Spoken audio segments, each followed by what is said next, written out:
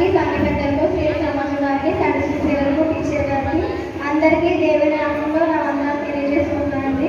చిన్న ప్రార్థన చేసుకుందాం.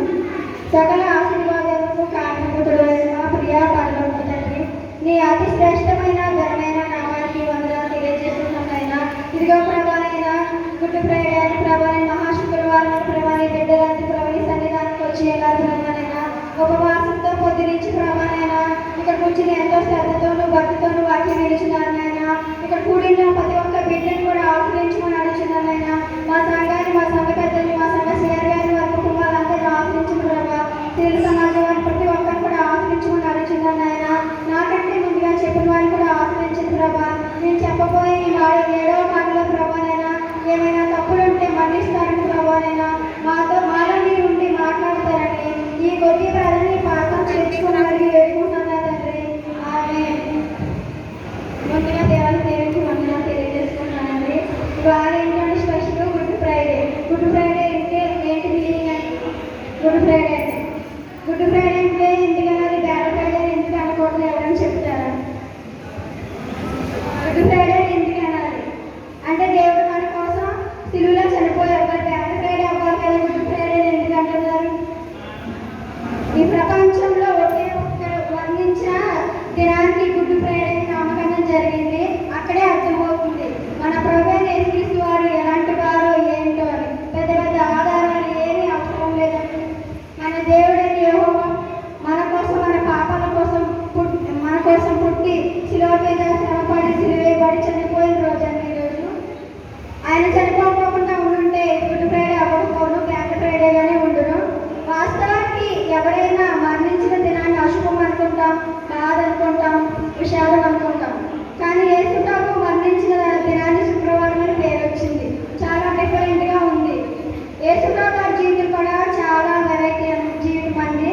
ఆయన పుట్టినప్పుడు ఆయన్ని దేవాలయంలో తీసుకెళ్ళినప్పుడు సుమియోను అని ఒక భక్తుడు ఆయన్ని చేతిలో తీసుకుని ఇతను ఒక వివాదాస్పదమైన గుర్తుగా ఉండబోతున్నాడని అంటారండి. ఇప్పటికీ ఆయన జీవితం ఎవరికీ అర్థం కాదు. అసలు ఆయన దేవుడని కూడా చాలా మంది ఎవరికి తెలియదు.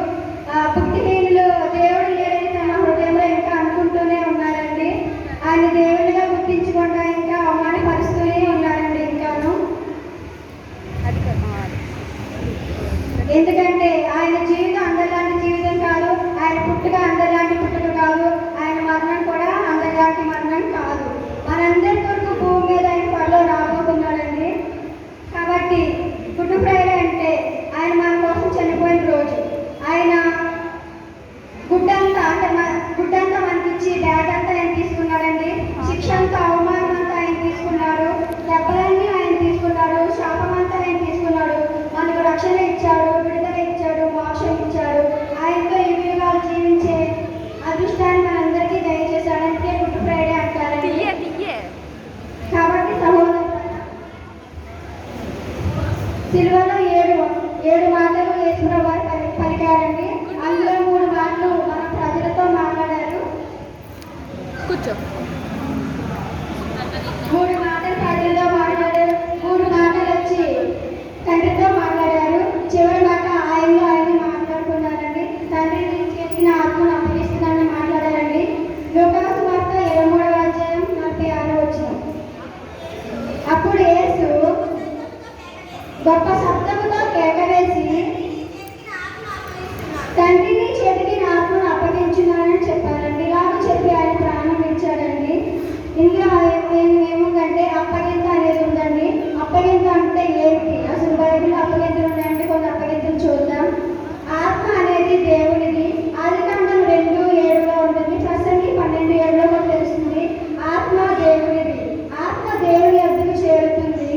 మన ఆత్మను దేవుడికి మాత్రమే అప్పగించాలి.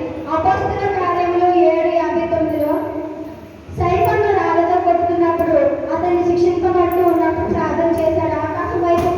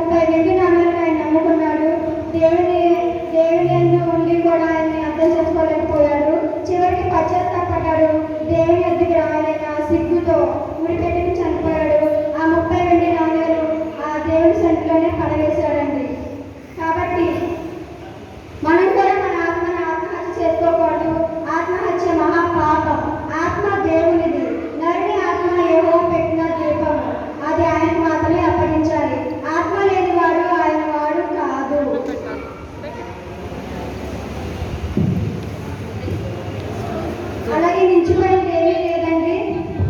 ఇప్పుడైనా మీరు కన్నీరు విడిచి దుఃఖించిన మనస్ఫూర్తిగా తిరిగి రాజుగా అంటే ప్రైవేట్ చదివిస్తున్నారండి. అలాగే